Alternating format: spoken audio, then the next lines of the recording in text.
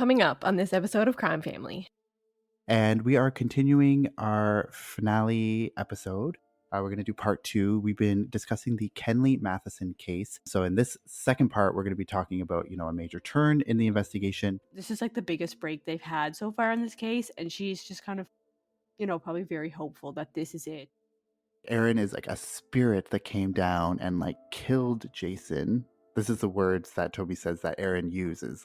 The spirit came down and killed Jason and replaced Jason with Erin. Where there's smoke, there's fire. For there to be that many people kind of pointing the finger, I feel like something had to have happened.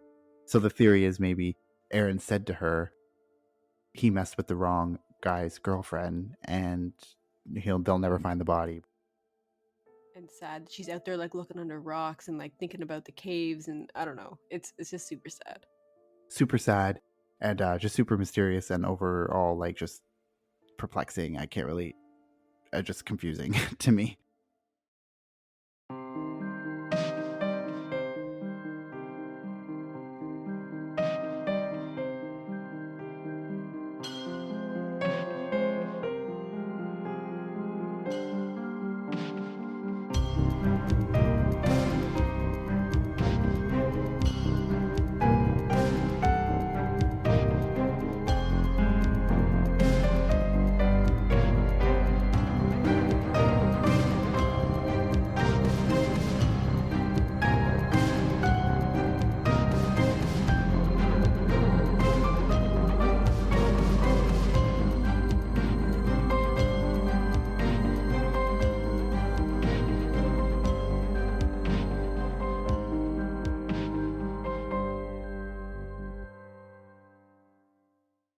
Hey everyone, welcome back to Crime Family. I'm your co-host AJ, and I'm here with Stephanie and Katie, my sisters, as always. And we are continuing our finale episode. We're going to do part 2. We've been discussing the Kenley Matheson case. We discussed, a lot of different theories and possibilities about his disappearance that's still unsolved. So in this second part, we're going to be talking about, a major turn in the investigation based on the documentary called Missing Kenley. So the last 2 episodes of that documentary are really kind of about this new theory that comes up with new information. And we're going to kind of dive into that and talk about all of our theories and everything else about this case that we want to discuss. So thanks so much for tuning in. And Katie's going to kind of start off this episode with some notes on the new turn of events. Okay, yeah. So I'm just going to jump right in, kind of right where we left off. And like we had said in the first part, this documentary kind of spanned 10 years, and so this new information comes in the summer of 2016. So in June of 2016, 2 sisters from the Wolfville area had come forward to the private investigator who was now on the case, and his name was Tom Martin. And neither of them wanted to talk to the police, and that's why they had reached out to the PI. And one of them had called Crime Stoppers about this and gave them an anonymous tip. But Crime Stoppers really was not interested in what they had to say, and nothing ever came from that. And so that's why they reached out to the PI as well. So the 2 sisters who are kind of the ones that have come forward, they have a third sister who did not want to talk to the PI. And this third sister isn't in the documentary. She's just kind of mentioned. And this sister had a son who was the subject of all the accusations that these other 2 witnesses were making.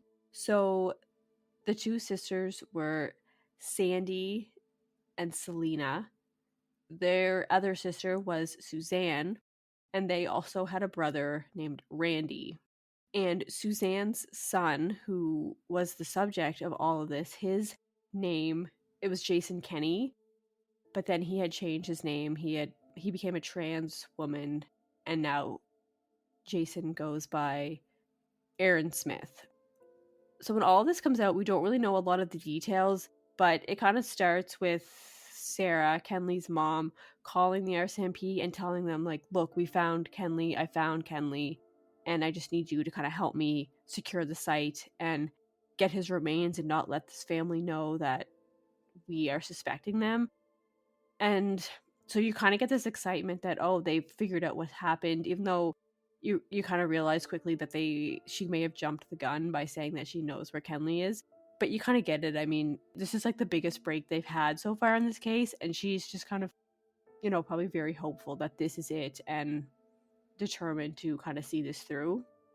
So Tom, the PI, talks to them. He sits Sarah and Kyrene down, and he says that he believes that the claims that this family is making are truthful, because he says their story is just too elaborate to have them all make it up and kind of remember all the details.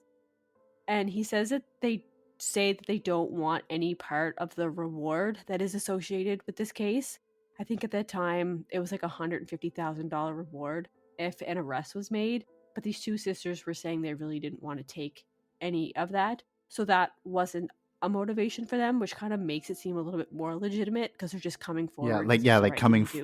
Coming forward with nothing to gain. Like, there's no financial gain they want. It can only like harm the family.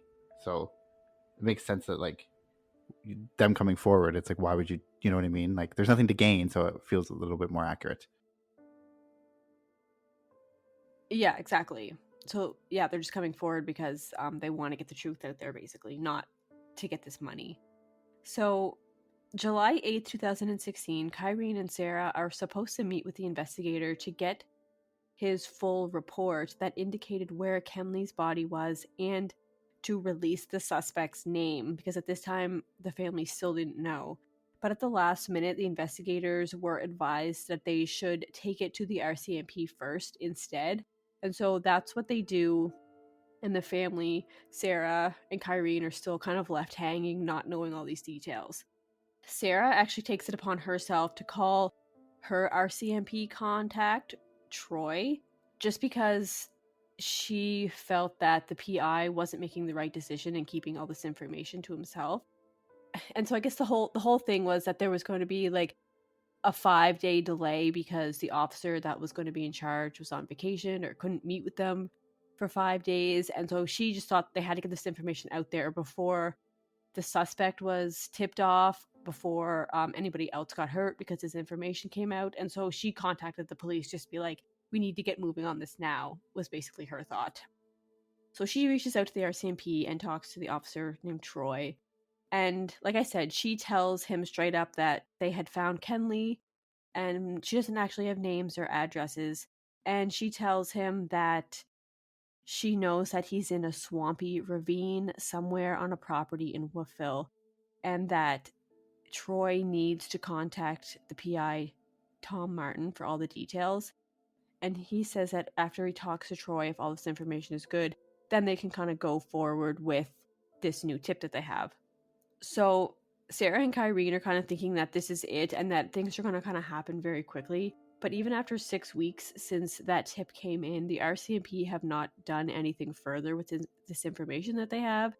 And they are saying that there really isn't any reasonable evidence or enough evidence for them to go and excavate the land or look further. Like, they can't do that kind of an extensive search. The police finally do talk to Aaron Smith, who denies knowing Kenley and denies knowing anything about his disappearance. And she also refuses to take a polygraph test at that time. So it's not until December of 2016 when the names of the suspect is finally released to Sarah. And like I said, she's told that the suspect's name is Jason Kenny. Now she goes by Aaron Smith. And the Kenny property is this large property on a lot that used to be a farm. It's very overgrown. There's a ravine that runs through it, a very deep ravine. And finally, on December 8th, 2016, that's when the RCMP decide that they can go and search the property. And so they get out there. It's just the RCMP officers at this time. They don't really have any cadaver dogs or anything, but they don't find anything on the property. So interviews and information from the family that had come forward is finally released to Sarah and her family. And this is kind of like what they're saying happened, or the information that they have. So while the information is kind of hearsay, it's like someone said this to this person and now they're telling this person and then they tell the PI. So it's a very like a convoluted kind of story. So I'll try to make it as clear as I can here. So one of the sisters, Sandy, tells the PI that her sister Selena told her in June of 2016 that she had a secret that she had been keeping. She said that their brother Randy told her that her other sister Suzanne had come to him all in a panic, and that whatever she said to him led Randy to believe that their niece Erin had done some harm to another young man. And so when Erin was confronted by Randy, she denied everything, but she did allegedly say that something along the lines of, they will never find him. Randy also remembers this conversation with Suzanne about Erin, and he says that Erin was interested in a girl at Acadia, and that she suspected that Erin had done something to another boy at Acadia who also liked this same girl. And so he recalls that when he talked to Erin was very calm about it. He wasn't nervous, kind of cool as a cucumber, he said. And he said he doesn't remember exactly what Erin said, but yeah, this is like Randy's version of the story, so it's like a little bit different than what Selena had told Sandy. So Randy remembers that Erin smugly said something like, "Will never be found," or "It won't be a problem," something along those lines with like a little smile. And it made him think that something bad had happened or that she had done something bad to this other person. So Randy says that he doesn't know where Erin would have hid or buried a body if he did do anything, but Randy tells them about the spot on the property that no one ever goes. He says it's a very dark and dank, nasty, deep hollow, and said no one would ever follow you there. So he's thinking about this ravine, I think, on this farm property.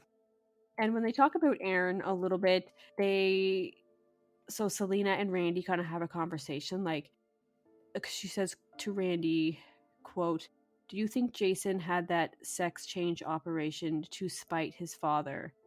And Randy says, quote, "No, he did it to be somebody else, to not be who he was anymore."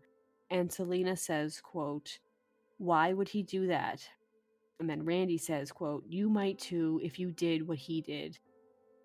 And then when she asks Randy what he did, he says, quote, "Do you remember that boy that went missing in Acadia back in the 90s? Well, Jason did him in." And he said, quote, "Jason killed him." And then Selena asked how Randy knew all this. Randy said, quote, "Jason told me he did it."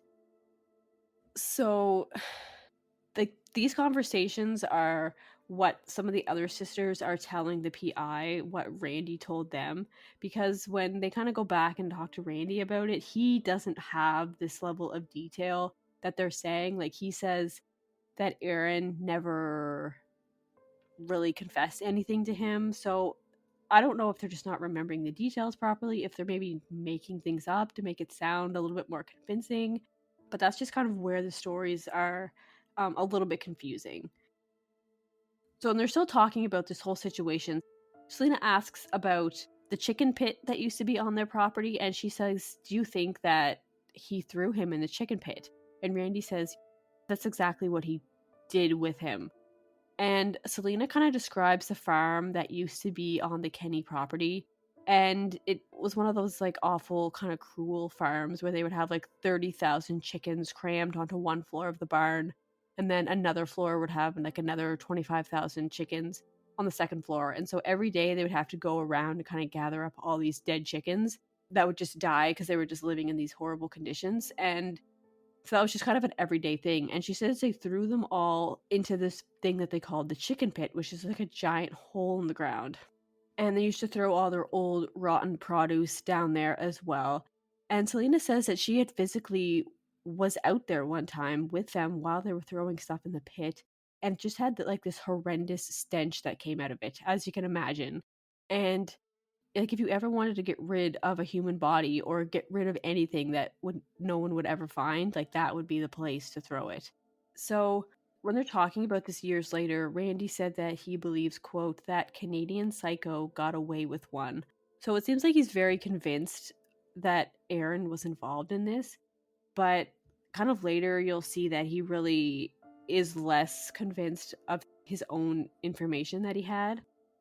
And so 10 months after the RCMP had received Tom Martin's report, they conducted a search of the property, and this time they brought in a cadaver dog to kind of help them with the search. And the dog didn't find anything still, but they didn't actually go over the whole property. They were only there for a little over an hour to search this big farm property. They didn't actually go to where the chicken pit was located. And so it seems like they definitely missed a lot of places. And I don't know, for whatever reason, it just seems like the attitude of that officer that was in charge of the dog really had this nonchalant attitude that it was, it was a burden for him to even be there. Like that was kind of the sense that I got from this guy. So like, what do you guys think about like this whole search that they done? Like they obviously thought this was credible enough to get out there and search, but then they didn't find anything. Like what are your thoughts For on this me, whole it theory was so like, far? I don't know. I think it wasn't obviously thorough enough. I think maybe they did it to like, it's like they just did it to say that they did, or to look good, or to show that they're caring. But I don't really think that they put as much effort into it as they could have. I think, I don't know. For me, I just feel like there's probably some portions of that property or something that was unchecked or not checked thoroughly. I just can't really say for sure, but I would just assume that they did do a thorough enough check, just from that's my opinion. But it didn't seem like they really cared as much as maybe it looks like they did, just because, they're doing a search. But I think for me, it was more of like a, let's do this just to say we care kind of vibe, even though that's not really what they were going for. I don't know. I do agree with you. I don't think they actually did enough searching the grounds. Like, it's a big property, so it would take days and months to search it. And I don't think they just didn't care enough to search the whole thing. So who knows, like there could have been an area they never searched, and that's the area that you could find what you're looking for. But yeah, I don't think they cared enough to do any of that. Yeah, and they didn't even search that ravine. Apparently, like the police had never gone down to that ravine to search. They didn't bring a cadaver dog down into that ravine. So I don't know if when you get like a search warrant like that, like you can only search certain spots, and they just didn't have permission to go through the whole property. But I don't know why you wouldn't. So it just seems like they had this big opportunity that they kind of missed. Yeah, and like Steph said, it would have taken months or weeks or months to like search a property that big. I feel like they've searched smaller properties for longer. So the fact that they didn't take that time shows that they just weren't thorough. I don't think so. Like, just because the fact that they didn't find anything on the property to me doesn't see like, see, there's nothing here. I think it's like, well, no, you didn't find anything because you didn't look hard enough. Yeah, and I mean this whole ravine, like it's forest and it's overgrown. It's really hard to even get in there. And so if there was a body in there, it would definitely be well hidden this many years later. So they would definitely need the help of cadaver dogs and professional searchers to do a thorough job. And like the police just really weren't offering that to them. So it really is unfortunate that they could never really get this thorough search done. And I mean, as they go on with this whole theory that Aaron Smith had something to do with it, Randy, like I said, his story, it's not like his story changes, but it's different than what his sisters were claiming had happened. They claim that he came to one of them saying all this stuff.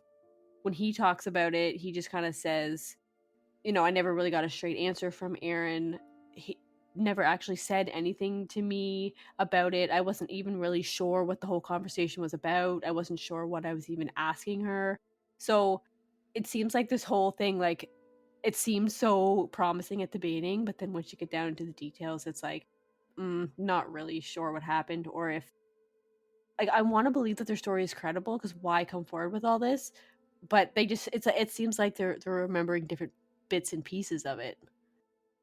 Yeah, and I also feel like I get the vibe, and I guess there was probably some things that were stated in the documentary too, that like this is a family with a lot of history, a lot of people, and a lot of, you know, turmoil maybe. So, you know, you could just argue, well, maybe they're just reporting this to get back at someone or something, you know. I don't think that's the case, but I also think they're just, maybe they went to the police, or they went to the PI with maybe just information that was not accurate, but like the way they're remembering it is just different than what actually happened. Not saying that Aaron didn't say these things about having done this thing to Kenley or something, but I feel like maybe they like kind of not jumped the gun because they waited this long, but you know what I mean, like maybe they went forward with information that they didn't know 100% that was true or not, or remembered it wrong, or misinterpreted what was said, and then went to conclusions or something. I don't know, but I do think it is credible. But I just think they didn't have all of the information in line, and then when they go to recall it, it's like half missing and different than each other's, you know? Yeah, I think like the PI got this information and then they just kind of got too excited that this was the big break that they've been waiting for this whole time. Because when you're talking to one of the sisters, Sandy, she says that, oh, Randy has one of the greatest memories ever, and Selena remembers like exact conversations that people have, but yet their stories aren't matching up. So it's either she's kind of exaggerating their ability to remember, people are remembering things differently, or people are just thinking things are true when they're not, or they don't want to remember certain details. So yeah, it's just, it becomes very kind of iffy once they kind of get into this further. Well, I kind of got the sense that Randy was sort of walking it back. Like once he said this to his sisters, and then once like confronted with it by the PI, or you know, once it's out there and then they come questioning, it's like he's trying to walk it back, maybe trying to like, because it's still his like family member, right? So maybe he's trying to like not sugarcoat it, but like put a spin on it that makes it different than what he initially was said to his sisters. You know what I mean? So I think maybe he got a little bit scared off, maybe by like what could happen as a result of this. Maybe it became like more serious than he was expecting it to, and now he actually, you know, is bringing this to the PI and the RCMP. So yeah, maybe he is kind of just hesitant about what the repercussions could actually be for his family. And maybe he said it in like a heat of the moment. He admitted this, right? Like that, oh, like Aaron came to me with this, and then now that like he's thinking like, oh shit, like, you know, like now he's like, oh, it's for real this time. Like I have to recount this information and has like serious consequences potentially. So it's like, yeah, that's true. That's why. But I mean, he even goes down into the ravine with the filmmaker, and they kind of look around because he says that he had dreams about that place, and so he just kind of wanted to go down there and look around. And like, I mean, when you see this place, there's no way you'd ever find anything if you're looking for something specific, just how like overgrown and large it is. So yeah, it's just kind of interesting where the story goes. Yeah. So I guess like, so like you said, the filmmaker goes with Randy to like check out this ravine, and nothing really comes of it. Obviously, it's just like Randy and the filmmaker, like not that they're ever going to actually find anything, but he even says, Randy's like, you know, gotta look, just, you know, not saying anything's going to come, but you just gotta feel better looking, having looked. But then they also approach Randy with the idea of doing hypnosis to think if maybe this will jog his memory, because there's like half a story here that it's not really clear. You know, Aaron is saying that she potentially did this thing, and then it's like a bad game of telephone, as people are kind of remembering their version of it. So anyway, like in the documentary, they show Randy going to hypnosis and goes through a few like lessons or whatever, or sessions, I guess, and nothing really comes up of it either. He kind of like recounts, the filmmaker like then reads back Randy's statement to him that he said, to see if that like triggers a memory, because there is like a missing piece in there that Randy was hoping that maybe could like with hypnosis could be found. You know, there's just some information that's not really out there. But I think like the major thing that sticks out to me in this documentary is what happens in the last episode, is when they actually go. So Kenley's mother, Sarah, goes with the filmmaker to Aaron's home in Nova Scotia, and kind of like ambushes her, I guess. Just kind of, Sarah just goes up and knocks on her door, and starts saying like, "Hello, want to Oh talk to yeah, you." it's So like the camera's off, but it was rolling the whole time. oh my god, yeah. Like I've got like a little shady, right? Like, oh, like Erin agrees, but only if she's not on camera. And then like it shows the entire conversation on video. I know, So a little bit sketchy. we get in trouble for that, but anyway. Yeah, I feel like it's I not know. ethical. But anyway, yeah, so they go and they're just talking to Erin, which like to me, like I was just kind of like glued to like when I was watching this part, because it's like, this is like the so-called suspect. And anyway, they're just talking to Erin, who denies ever knowing anything about Kenley. She says that the RCMP she never knew Kenley while in Acadia, and she says the RCMP, because the RCMP went and questioned Erin initially and provided what they thought was a picture of Kenley, but Erin says no, they just showed me a sketch of Kenley, and it was never actually a picture. So the documentary filmmaker actually shows Erin a picture of Kenley, and Erin says that's the first time she's ever seen a picture of Kenley. Didn't even know what he looked like or anything like that. So Erin just kind of continues to have this conversation. I feel like that's not true, though. Sorry, Well, that's just me speculating. that she's never seen a picture of Kenley. Yeah, She claims to not know Kenley and had not even heard about his disappearance ever, because she says when the RCMP first talked to her about it, she thought it was a scam because she was saying she had no idea about this case at all. And I mean, I don't think I went into this, but like her connection with Kenley was basically they both went to Acadia at the same time. But she says they never partied together. They didn't kind of run in the same circles. She never met him. So, yeah.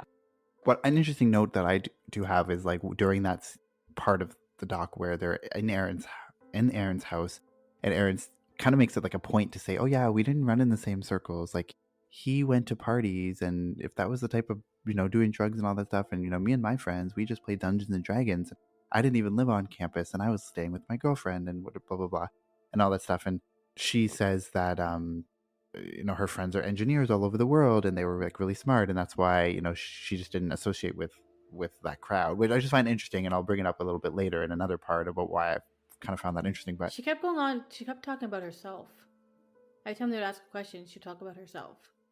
Well, like I guess I'm going to ask, like, what did you guys think of that interaction? I would say the scene's like maybe 10 minutes in that episode. Like they pretty much show like their conversation until the memory card dies. I think in the episode, like it just goes black because I think the memory card died. But I think that part of it is like 10 minutes where they're just talking with her. And like, what did you guys think of that interaction? Did you believe what she was saying? Did you find her sketchy? Like, what did you think?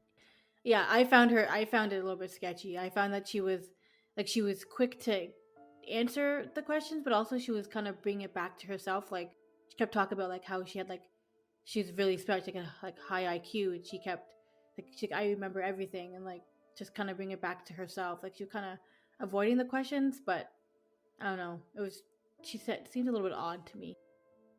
Yeah, and she was saying that she has a photographic memory and that she would finish the whole semester's homework in a couple weeks just because she kind of absorbed everything as quick as she read it. But then they show her grades and she withdrew from a lot of classes and she just got like D's and C's.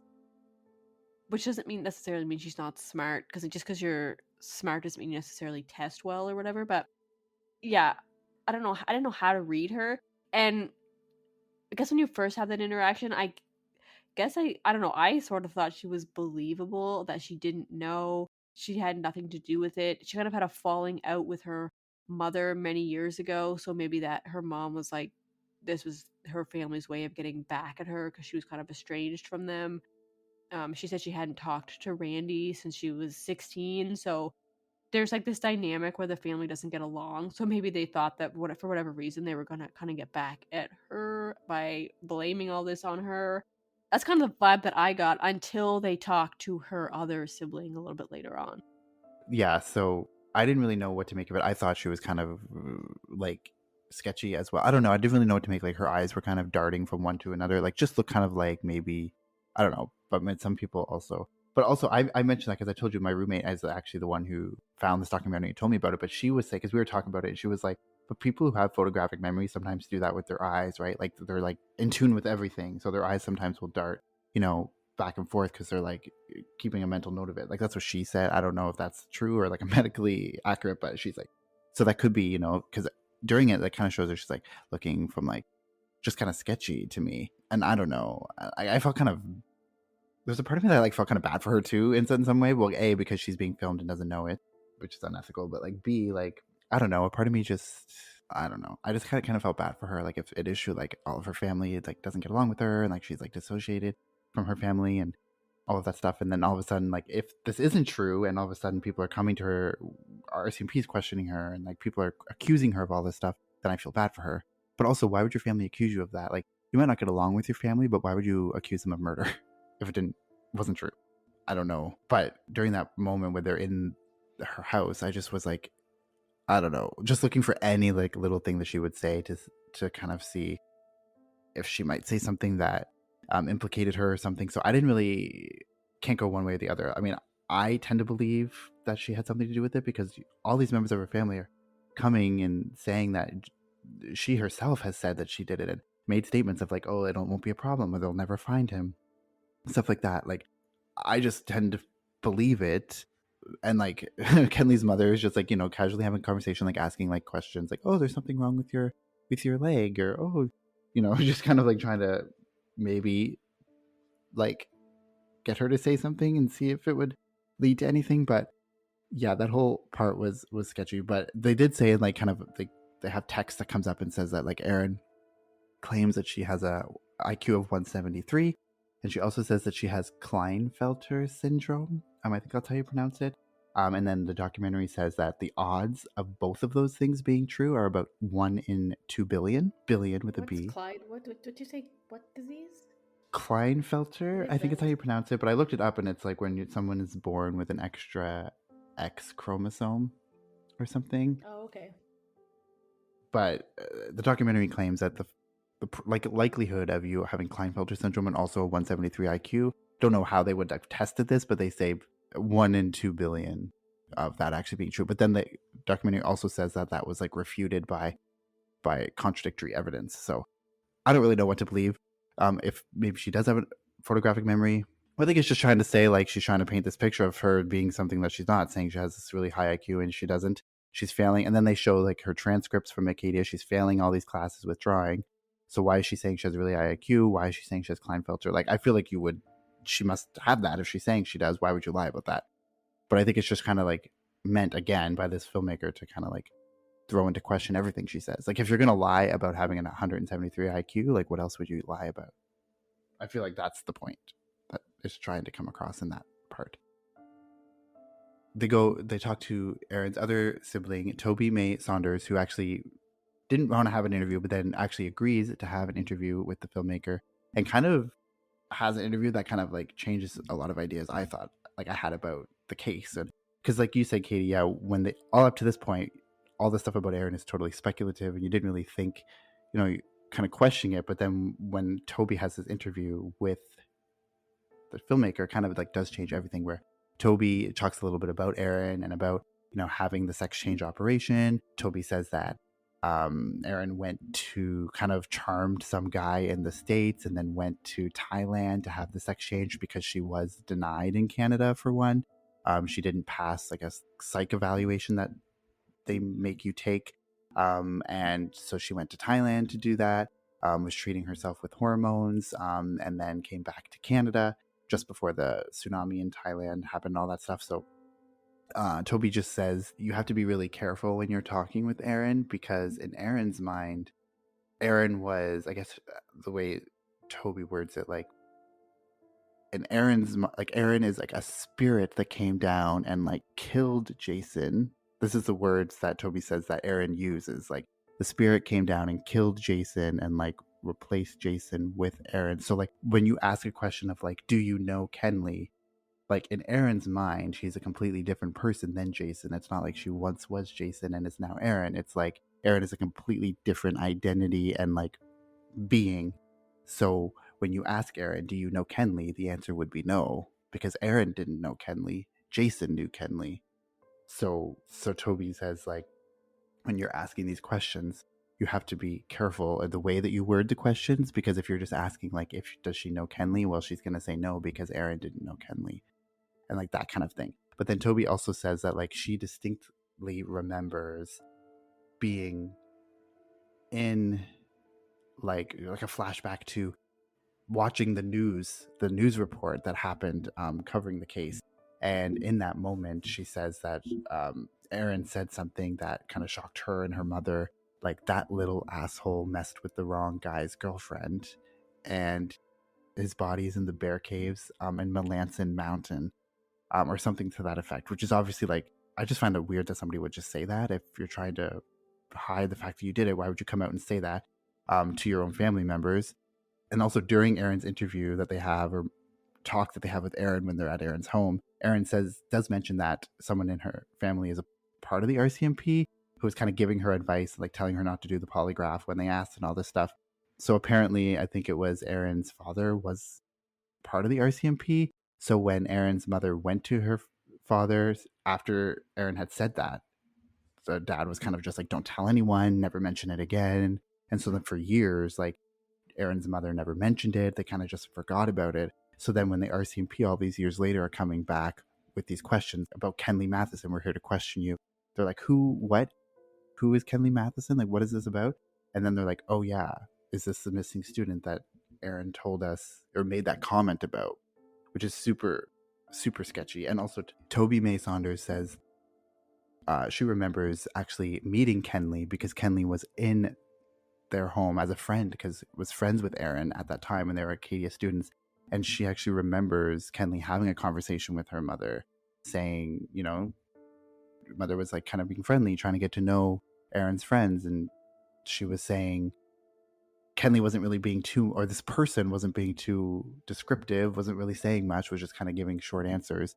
But that she believes that that person in her home that night was Kenley. And this would have been obviously before he went missing in September of 1992, because remember, Kenley had only been there for a couple of weeks at Acadia before he went missing. So Toby is saying that she is 100% sure that Kenley was in her living room as a friend of Aaron's back in September of 1992, which, if that's true, puts even more suspicion that maybe Aaron did have something to do with it. If they are friends, or they at least knew each other, then that could be, you know, they had a history. So when Aaron's saying that she doesn't know Kenley, never heard of Kenley's name, doesn't know what he looks like, that's not actually true. But then, like I said, in Aaron's mind, it is true because Aaron didn't know Kenley, right? So it is kind of like, it's a matter of like semantics, I guess, for Aaron. Yeah, so it's like Aaron completely dissociates her past as Jason, and because she is now Aaron, it's like, yeah, anything that Jason did, she doesn't know anything about because that's not her anymore. So I feel like that is like a little bit scary to think that she can dissociate like that. But it kind of makes sense that if she's able to do that, then she can have all these lies with a straight face saying that, yeah, like, I didn't know him, I don't know him. And herself kind of believe that it's true. And I mean, she says that they were so different, like she was so different from Kenley, there's no way they would have been friends. But even early on in the documentary, it says that Kenley kind of fit in with everybody. Like, he wasn't a jock, but he hung out with like the sports people, he hung out with the nerdier people. So it's not too far off to believe that they could have struck up a friendship just because Kenley was so personable and got along with everybody. So yeah, it's super, super sketchy. Yeah, and also, and like another thing I was going to mention was in this interview that Toby is giving, she says that Aaron went to all the parties because when the news report came up in 1992 of this missing Acadia student, that's why Aaron's mother asked Aaron, like, oh, do you know this student? Like, you know, you went to all the parties, you were sociable. So it's just interesting that now Aaron's sister is saying that Aaron did go all the parties and did do all of that sort of stuff, when Aaron made a very big point in their conversation with the filmmaker to be like, no, that was a different crowd, we didn't really do that. So it's just interesting, like, which story do you believe? Because if if Aaron did go to all the parties and was sociable, like, that's other also interactions. Like, did something happen at the tower party? Like, if Aaron was at that tower party that Kenley was really drunk at, did something happen? Kenley was hitting on people's girlfriends. Remember, that was a story that came out. So, like, was maybe Aaron's girlfriend there? They got into an altercation, you know, something happened? Because that would have only been a couple of days before Kenley was last seen. So that's also a possibility, too. If Aaron did go to all these parties and was a big partier, like her sister seems to claim, when Aaron herself says that she wasn't in that scene. So it's just like interesting sort of details that do come up. But also something else too was that Toby mentions in this interview sort of something about how Aaron said they'll never find Kenley, and also we did things to throw the police off. And then in that moment, the documentary flashes to, the Greenpeace ad, and it flashes to like the backpack or the jacket, like kind of like little tidbits from the case. So it makes you wonder, like, were certain things planted there to throw the police off? Like, was that Greenpeace ad, I guess if you're going with the theory that Aaron was involved, like, did Aaron kill Kenley and then go to the room and like rip out a Greenpeace ad to make people think that he just went up and left? Maybe Aaron knew a little bit about Kenley. Like, maybe Kenley had disclosed, like, yeah, I want to work for Greenpeace, or, I like to travel. Or so then she got the idea of, like, killed her, and then was like, oh, well, if I just make it look like maybe he just got up and left, then no one's going to think anything of it, or people might think that that's what happened. So it kind of makes you wonder in that moment of like, well, was the Greenpeace ad just a red herring? Did the person who do it just do that to throw police off, or is that something legitimate? So that was just interesting too. And I don't know, like, one way or the other, obviously. Then it does flash on the screen during near the end of the documentary that Aaron did eventually agree to a polygraph after 2.5 years of refusing one. She does agree to a polygraph. She's asked 3 questions by a different RCMP officer who doesn't know anything about the case, so it's like unbiased. She only asked 3 questions, and she does pass the polygraph. So she did pass, but I mean, we know they're not admissible in court. So, and it was only 3 questions, so it wasn't like an in-depth sort of Q&A. It was just sort of basic questions, I would assume. So that's just a note as well. Obviously, she's denied everything, and she's passed the polygraph, so there's no physical forensic evidence to suggest. And also with this family too, there was sort of this debate of whether there was a chicken pit or not. Some family members remember the chicken pit being there. Others say there was no chicken pit. They show it like satellite footage of this alleged chicken pit, which is weird to me that they even don't know if there even was a chicken pit. So it's just a lot of unknowns at this time. So what are you guys' kind of theory? Like, what do you think there was a chicken pit, A? And B, do you think it was Aaron who did something and maybe threw police off with the Greenpeace ad? Or like, what do you guys kind of think? I think there was a chicken pit because they did have chickens. That we know they had chickens. So do we know that though? Didn't they say they had chickens? Yeah, I think them having a large chicken farm was like a fact. Oh, okay. So yeah, so knowing that they had a chicken farm, then that would make sense they had a chicken pit. And then going to Aaron, I'm actually kind of leaning towards it. Maybe she did, because there's so many different people in her family saying that she did it, and why would you accuse somebody of such a heinous thing if they actually didn't do it? I feel like she did do it, and I feel like there needs to be more investigated and dig deeper into her past and what she was like as Jason. Like, I know they know some things, but I think they need to look more into it and get to the bottom of it, because something to me doesn't seem right about that.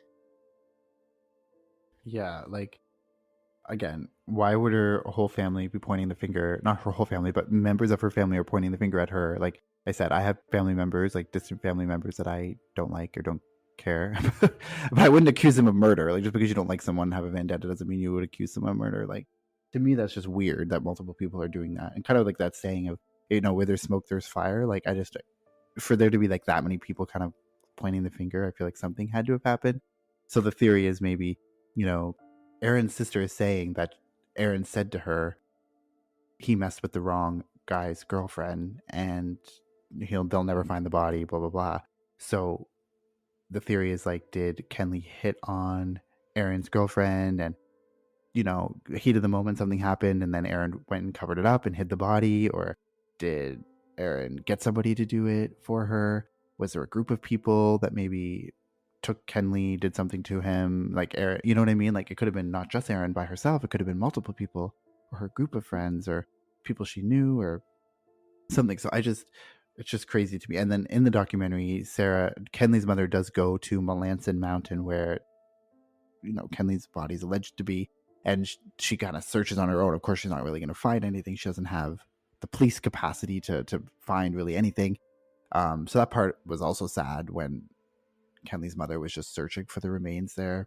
And And then towards the end of the documentary, like one of the last things was like, as production on the documentary is wrapping up and they're in post-production, they actually get an anonymous email from someone who sends an email to the filmmaker just saying that, you know, she wanted to come to him anonymously because she's worried about the family being the Kenny family, like Erin's family and all those people who are accusing her, saying that someone came to her door and said that their child was kind of a suspect in a long known cold case, and that, you know, kind of just reiterating the story of like thinking that it could have been Erin involved, that Erin mentioned that she had killed a fellow student, and that, you know, people were asking questions, and she was just asking this person. So like Erin's mother maybe was asking this person who sent the email, you know, came to her door and said like, do you think that the police would be able to do anything if there's no body? Maybe just kind of questioning if, you know, if things kind of picked up in the investigation, if there could be charges laid, like maybe kind of just putting it out there. Like, is that a possibility? I don't know why she would ask this person that, but in their conversation that came up. So this person just wanted to come forward with this information. She went to they went to the Crime Stoppers tip line, never got a follow-up, never got an interview or anything with them. Seems like they didn't care. So she just had her next course of action was to just go to the filmmaker with this anonymous email. But she wanted to be anonymous because she's scared of the family and they're becoming more erratic and things like that. So just another piece of information that makes you wonder, like, who is this person sending the email, first of all, and B, like, now that's another case of someone in this family mentioning that, you know, Erin had mentioned doing something to another student. So like that, now there's another person, but also we don't know who this person is. It was a Jane Doe. They're anonymous. So could that also be like, I don't know why somebody would make that up, like to further implicate this family. Like maybe somebody just wanted to send this email to further implicate the family, even if they have no knowledge. But I tend to believe what was written in the email just because it seems plausible, and, you know, but we don't know who the person is. So we have no idea to know whether they're telling the truth or not. So what did you guys think of like that email and kind of like how it sort of ended? Because the documentary kind of ends with that. I think it's strange. But then again, it goes back to like Erin. Like she's obviously accusing Erin again. So like you said, there's that fourth person, whoever's accusing the same person of this crime. So I think they need to look into that more further and see if they can find who did it and who sent it and what that means. Yeah, it just kind of makes it like more believable that Erin could have had something to do with it, because there's this other person coming forward just wanting to make sure the information is out there.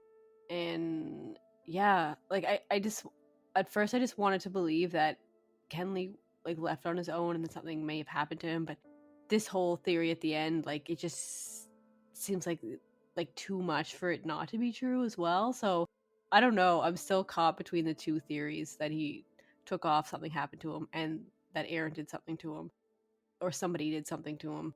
So I mean, yeah, I guess just to be clear, like Erin was never like a suspect or accused of anything or charged, so that's just a theory that's out there. And also, like when you were saying that Sarah, Kenley's mother, was like looking in the ravine, kind of trying to look into the caves, just to try to find the remains. Like she even said she doesn't care if the perpetrator ever gets punished or goes to jail. Like at this point, she just wants to bring Kenley home, which is like so sad. Like she's just like, I just want him home. It doesn't matter what happened or who did it. Like just tell me where he is, kind of thing. So that was sad. Yeah, that was so sad. And it's also so sad, like the state of affairs, that like she has to go by herself to go and search for the remains because no one else cares. So the fact that she has to go by herself and search for them is really sad. That like the people with the capability to actually do the search is like doesn't give a shit. I know. So that's sad. Yeah, like imagine just getting a couple like cadaver dogs out there for the day. How much more ground they could cover. And sad she's out there like looking under rocks and like thinking about the caves, and I don't know. It's just super sad. Yeah. And like there was also throughout the documentary people who would say that, you know, they went to psychics, like the family went to psychics and had like readings and stuff, who said that the body was near water. And that also that woman who said that Kenley came to her door for Greenpeace said that she had like a premonition that he was near water or something. And like the ravines and the caves is kind of in like an area where it'd be near water. So also another like weird thing if it were to be true, like a connection there. I mean, who knows if the psychics were legit or not? Obviously, we'll never know that. Just super sad and super sketchy. But also, so I guess you have to sort of, coming out of the documentary after you watch it, you believe sort of the theory with Aaron, because there's so much there that kind of, you can't ignore it, more so than the other theories. But to me, like, something did happen and Aaron killed Kenley like the night that he went missing or shortly after that. Why would he be seen by all these people in Halifax after that, in like the year after that? That doesn't really explain that.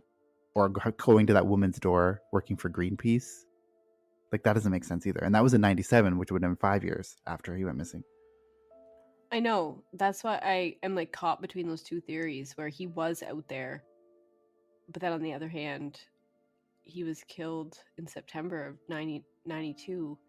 Like, I can't make up my mind which one I feel like happened. So it's weird. Yeah.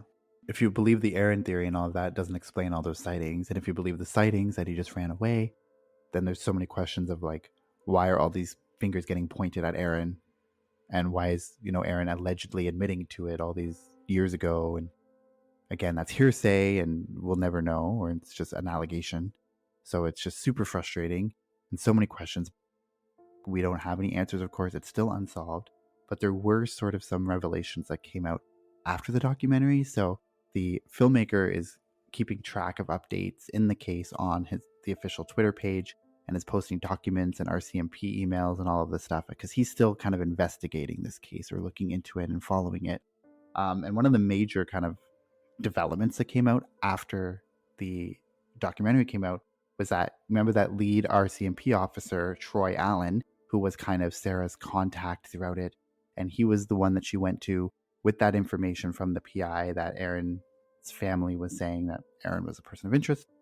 So it actually came out that Troy Allen is related to Aaron and that family, and was put on the case in 2016 once Aaron became a suspect from all this information, was put onto the case. And then in 2019, Aaron was deemed no longer a suspect because by that point she had passed that 3-question polygraph and was dropped as an official suspect. And then after that, Troy Allen was taken off the case after that. So that seems super sketchy, that for the 3 years that Aaron was kind of, as a suspect, they put him on the case. And that's, when Sarah goes to him with that information and then nothing happens for 6 weeks, seems like he's actively trying to sabotage the investigation. Doesn't really do a thorough search of the grounds that Sarah says that Kenley's body could be on, and the Kenny family farm, all of that stuff. So, I mean, given all that information, it makes sense why the RCMP are doing, jack shit about any of it. Yeah, it's kind of crazy that Troy Allen was related to Aaron's family and he was put on the case. Like, that doesn't seem right. Like, I don't think you should be allowed to do that. Like, that's nuts. I know it doesn't seem like it should be allowed to happen, but the RCMP says it's not. I guess there was like a statement or something, or they responded to an email from the filmmaker, said like it's not illegal that he's on this case. I guess technically, I don't know. It's definitely a conflict of interest at the very least. That is strange that he was put on the case because, like, I feel like that's not right. Yeah, because like you have a personal interest in making sure that they're not looked at any further, and that they like get off, kind of. So, yeah, it seems strange. Yeah, and it's just crazy. Like someone that you're related to is a prime suspect, and all of a sudden, all these major tips aren't being followed up on, and all of this information isn't being investigated. Like, oh, that's a strange coincidence. So it's like pretty crazy that was even allowed to happen, but it was for 3 years. So little did Sarah know. Like, it's kind of sad looking back when you watch the documentary now. It's like when Sarah makes that phone call to Troy Allen telling him, we found Kenley, we have this information from a PI, like she's could have unwittingly been like tipping off this head RCMP investigator who can then go back to this family or to Aaron and like, give that information or to like thwart sort of the progress. So it's kind of sad when you watch that part of the documentary knowing like, oh my God, don't make that call, Sarah. Like, don't tell Troy. And I guess there's no way, because if he's the head person on this case, like everything has to go through him, right? No matter when the tips come in, no matter who gives them. So it's just like sad. I guess, but there was supposed to be somebody else that was supposed to lead up this case, but Sarah didn't want to wait for that other person to come back, remember? So that could have been a part in it. If they would have just waited, it would have been someone different that took the case. Yeah, that's true. It's just sad. So if you want to follow that Twitter account, it's at Missing Kenley. So just the name of the documentary, and that's on Twitter, and updates very regularly, with statements from the RCMP or any emails or, access to information requests that he gets, because he's still very on this case. But I also want to just read out sort of this like tweet that came. Oh yeah, he also has a case that says it's like he has, evidence to suggest that it's obstruction of justice in this case by the RCMP, because of the fact that the head investigator could be actively obstructing justice if it's like has a conflict of interest, right? One of the things was that like looking into kind of like Aaron's history, and apparently there was a history of assault and violent offenses on Aaron's record and everything like that, like when he dug a little bit deeper. So saying that like this is someone who could have had a violent history, and that's on the official Twitter from this filmmaker. So but it's all alleged at this point, or I guess if it's on a court document or police document that it's true. But it's like the paperwork from, at that time, William Jason Kenny. And it's kind of like, it's from the 1997. Turns out this was not the first time during those years that Kenny was charged with assault. Records show 2 prior assaults involving the same individual, as well as a 4th charge a few years later involving another person. So that's just a little bit of history, looking into a little bit of Aaron's criminal history, according to this Twitter account by this filmmaker, but it's police records allegedly.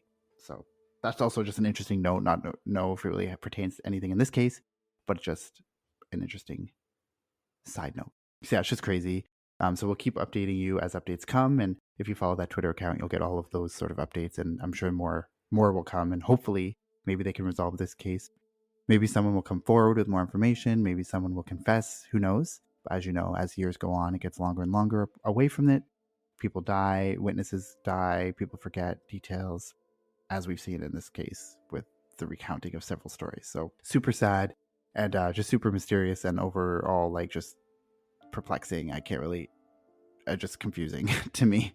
What are you guys' final thoughts? Yeah, it is confusing. It's so mysterious, and I still can't like put my finger on what I think is the strongest theory. Like I'm going back and forth, so I don't even have a conclusion for myself. Yeah, I'm the same way. Like I don't know what to believe. I don't know where to begin to like. I don't even know. I can't even wrap my head around what's happening. It's so many people involved, so many different things happening, so many people saying this and that. It's so confusing. I can't figure out what's gonna happen next. Honestly, I feel like if they do find his body in like a ravine or not on someone's actual property, like they're still not going to have any evidence of what happened. At least they would have his remains for his mom to finally have some peace, but they aren't going to know the whole story, even if they do find his remains in a cave or something. So that's kind of a sad part of it as well. Yeah, that's true. And back in 2017, the RCMP did put out a age progression sketch of what Kenley would have looked like in 2017. And that was even after this information in 2016 that came out that led to a possible location of his body. So also the filmmaker makes the argument, like they're putting out into the media and to all of, the public that there's a chance that he's still out there, but yet they have an active lead that they're not following up on, with the fact that he could have been murdered and they're doing nothing about it, which is frustrating. And also the filmmaker blames the media because the media refused to pick up stories. They were going to initially do a story about sort of these developments, but that was canceled and the media hasn't really picked up the story much either. So he's kind of calling for like everyone to bring attention to this case because there's a lot of injustice happening, and also like a family that's waiting for answers at the end of it all. So just really, really sad. According to the Missing Kenley official website, it says, if you have any information on Kenley Matheson's disappearance or the investigation, please contact Ron Lamoth, the director of Missing Kenley. And that's at Ron, R-O-N, at missingkenley.com. We're going to put links to the documentary. You can watch it on Amazon Prime in Canada and in the US. So if you're in Canada or US, definitely take a look at that documentary because it's very interesting. And we'll put links to all of our sources and to the tip line where you can send any tips you have and all of that stuff. So definitely, yeah. We're at the end of season 4. Right now we don't really have a timeline for when we're going to be back with season 5. We have some, things coming up, like we have some life stuff and some travel and all of this kind of stuff planned. So we don't really know when we're going to actually get season 5 to you, but we're hoping it'll be, relatively quickly. We're going to take a little bit of a break and formulate a plan for season 5, and we'll be back as soon as we can. So just follow us on all the social medias and we'll update you with new season news as it comes. It's been a great season, so thank you so much for listening, and we really appreciate you supporting the show and always letting us know what you think of the episodes and the podcast as a whole. So you can follow us on all the social medias at Crime Family Podcast on Instagram. We're at Crime Family Podcast on Facebook and Crime Family Pod 1 on Twitter. And we also have our Patreon page. I think we're going to actually, for the break, we're going to pause the Patreon. So if you're a member or a patron, you won't be charged because there won't be extra episodes or extra content. So we'll just put a pause on that. So no monthly patronage charges while the break is happening.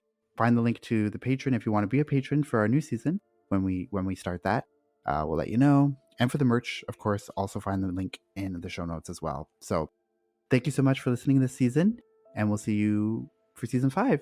So thanks. Until then, take care.